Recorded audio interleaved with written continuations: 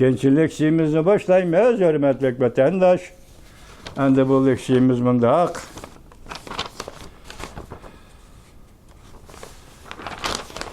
Bugungi islağa bugungi islağa 2025-yil vatandaşım 8 ayının 20 günü. Haftaga çarşamba vatandaş. Endiki mavzu mundaq.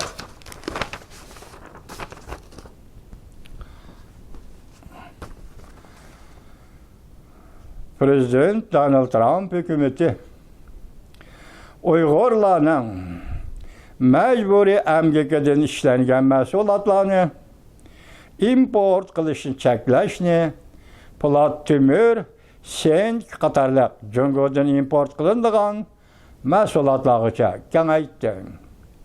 Mavzuli xabar 8 ayning 19 kuni Amerika ovozining Xitoy tili programmasi e'lon qilindi. Xabar undaq boshlandi. Washington Amerika Qo'shma Shtatlari Davlat bexatarligi ministerligi 8 ayning 19 kuni ta'minlash liniyasida majburiy emgakka munosabatli Jongoda ishlangan mahsulotlarga zarba berishning daraja doirasini kengaytganligini e'lon qildi. Davlat bexatarligi ministerligi haftaning 2 kuni seshanba kuni Twitter sahnesida bu xabarni e'lon qildi.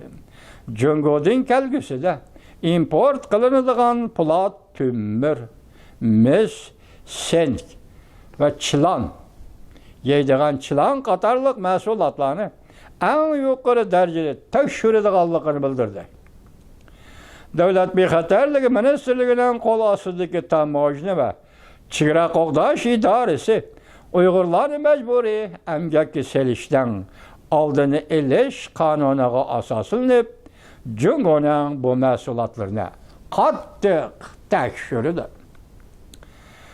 Qullar emgagini ishlatish, foydalanish insonning ko'nglini g'ash qiladi. Biz endi Jongo shirkatlarining huquqqa daxl qilish mas'uliyatini so'rashda qilamiz. Ular qo'llanayotgan majburiy emgakka selish harakatlari bizning, ya'ni Amerikaning gullanishiga tahdid paydo qildi. Amerika davlat bexatarligi ministerligining ministri Kristi Noem o'zining akis sahnesida yuqorida ko'rsatdi. Kristi Noem bunda ko'rsatdi. Amerika axloq, iqtisod va davlat bexatarligi mas'uliyatini ustiga olgan davlatdir. Biz majburiy emgak harakati davlatimizning gullanishiga olib kelgan tahdidni bartaraf qilib yetishimiz kerak, deb ko'rsatdi Amerika davlat bexatarligi ministri Kristi Noem xonim o'zining Twitter blogida. Omunda ko'rsatdi, jumladan Amerika xalqining manfaatiga va iqtisodiy taraqqiyotiga ziyon solgan adolatsiz savdo harakatlarini bartaraf qilishimiz kerak. O naql elib mundaq dedi. Prezident Donald Trump hukumatda dal hozir harakat qo'llanyapti. Amerika Qo'shma Shtatlari Davlat Majlisi 2021-yil 12 ayning 23 kuni Ondan burun ma'qullagan qonun loyiha va uningga prezident Donald kechiringlar.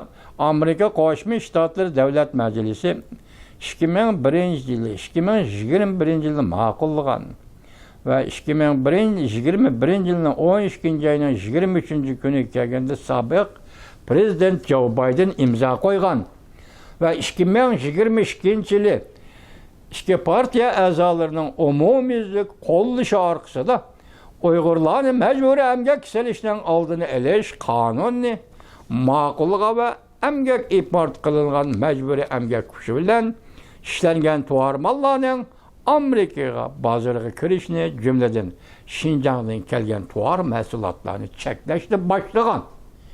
2022 qonun 2021 yili ma'qullandi. 2022 yılı 6. aydan başlap çekleş. Xitayning Şinjan'dan ve başka joylardan kelayotgan mahsulotlarni tekshirib, Amerika bozoriga kirishni cheklash harakati boshlandi vatandaş. Kishilik huquq tashkilotlari ve Amerika amaldorlari mundaq ko'rsatdi. Jungo hukumati 1 milliondan ortiq Uyg'urlarni jazo lageriga nazarband qilib, bu kishilar u yerda siyosiy ideya singdirishga majburlandi. Nazorat qilindi. Mecburi emgakka selindi. Beijing bu ayıplaşlarını inkar kıldı. Amerika Qo'shma Shtatlar Davlat Mahkamasi bu yıl 1 ayning 20 kuni Şinjan'da mecburi emgak selish to'g'risida paketlik hujjat e'lon qildi.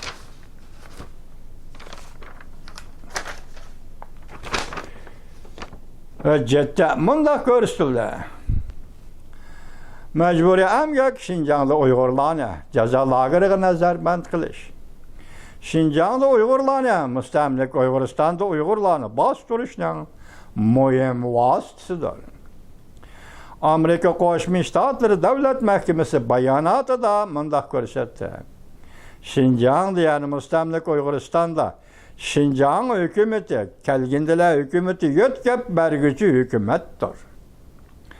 Dairlar zo'ravonlik bilan tahdid silib, apiyon chekishga zo'rlab, jismoniy jihatda xo'rlab, jinsiy jihatda xo'rlab, jismoniy jihatda tan jazosi berib, nazarband qilingan Uyg'urlarni yaqindagi va yiroqdagi zavodlarga elib berib, emgak soldi, majburiy emgak soldi. Ular kiyim-kechak, bosh kiyim, oyoq kiyim ishlab chiqardi.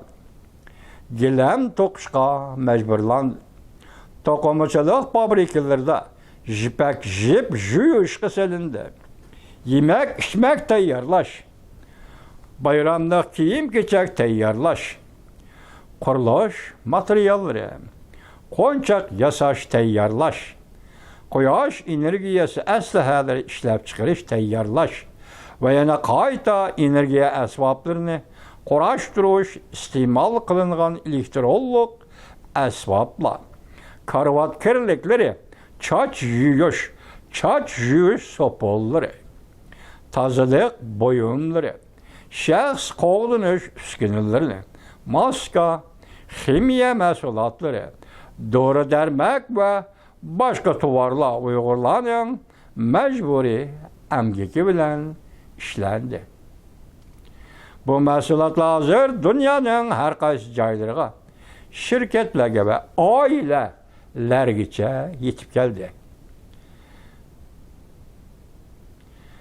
Amerika Qo'shma Shtatlari Davlat bexatarligi ministerlikning statistika ma'lumotiga asoslanib, Uyg'urlarni majburiy emgak solishdan saqlanish qonuni ijro qilinishni yo'lga qo'yilgan 2022 yil 6 oydan boshlab Amerika Tamojna va chegara qo'g'dash idorasi 16.700 turlik mahsulotni tekshirib tasdiqladi.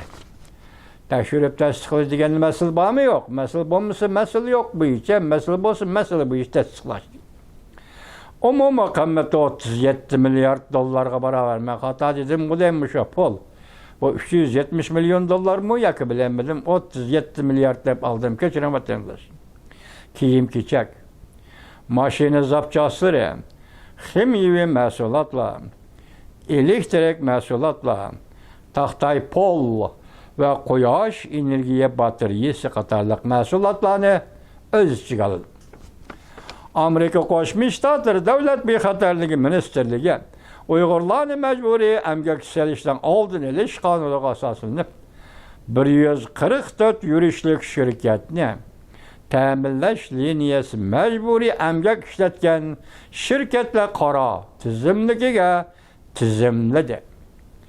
Bu shirkatlar yezigilik, batareya, elektrik mahsulotlar, yemak-ichmak, tam-tangshash, metallar va plastik buyumlar va ilmiy to'qilma mahsulotlar qatorliq sohalarda öz işçiga alır. Uygurlarni mecburi emgek silishdan oldin olish qonuni, qonun ijro qiladigan doiralar. Dastlabda kiyim-kechak, paxta, pomidor va quyosh energiyasi batareyasi, tog'chisi qatorliq sohalardan olqib, kang yeyishga boshladi. Barg'ansir ko'payayotgan paketlarga asoslanib, nihoyat zo'r ta'minlash liniyasida majburiy emgak harakatlarining mavjudligi, davlat bexatarligi ministerligida, tamojna va chegara qo'g'dash idorasida kengaytirilib, qattiq tekshirish eng avval yo'lga qo'yiladigan doiraga kirgizildi. Çünkü o mahsulotlar Şinjan'dan kelgan mahsulotlarni qattiq tekshirish.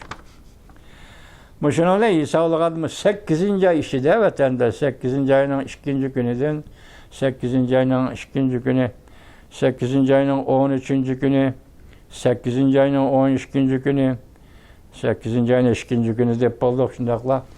8. ay deb bo'ldik. Bu oralıqda e'lon qilingan, mesela bu aralıqda e'lon qilingan xabarlar va maqolalar, mesela 8. ayning 13. kuni Davlat ishlar katibi Marko Rubio'nun Jungo to'g'risidagi bayoni, 8. ayning 13. kuni azliga 8. ayning 5. kuni Amerika Qo'shma Shtatlari Davlat Mahkamasi Uyg'urlarning hozirgi ahvoli to'g'risida e'lon qilgan majburiy emgak munosabatlik maqolalar bo'lib, taxminan bunday hisoblasam, bugun xotiramni yo'q deb qo'ydim, topolmadim. Mush 8. ay ichida, bir ay ichida bugun 20 majlislarga bugun mush xabar bilan qo'shganlar Davlat Majlisi va bugun bexatarlik ministerligi Amerika Qo'shma Shtatlarining bir ay 8. ay ichida 4 parcha xabar e'lon qilinibdi. Ham Kongressda tekshirilgan va Kongress tarafidan e'lon qilingan, ma'qullangan qonunlar ham shuning ichida vatandosh. Mana bu bugungi kundagi Uyg'ur masalasiga Amerika Qo'shma Shtatlarining qancha jiddiy qarayotganligini shundan bilib vatandosh, qancha jiddiy qarayotganligini shundan bilib. Masalan, bu yil 4. ayning 8. kuni Avam Palatasi e'lon qilgan qonunlarda Uyg'urlar öz takdirini o'zi belgilashga huquqli millat. 2024 yil 2. ayning 9. kuni, ya'ni shu Avam Palatasi Tibetlarning öz takdirini o'zi belgilash huquqini xalqaro jamiyat tartib oldi. Hozir endi Uyg'urlar keldi, Uyg'urlarga shundaq deyildi. Vatandosh, diqqat qiling, orangizda, ishingizda, ya'ni nima deyapti? Öz takdirini o'zi belgilash deganlik bu xoinlik deyapti. Uyg'urning hozirgi ahvoli, onun da'vo ishlari, chet ellardagi da'vo ishlari, demokratik ellardagi da'vo ishlari hozir maqsadlik o'tirg'i chiqqan kishilarning yoki o'rinlashtirilgan kishilarning zarbasi uchrayapti vatandosh. Diqqat qiling vatandosh.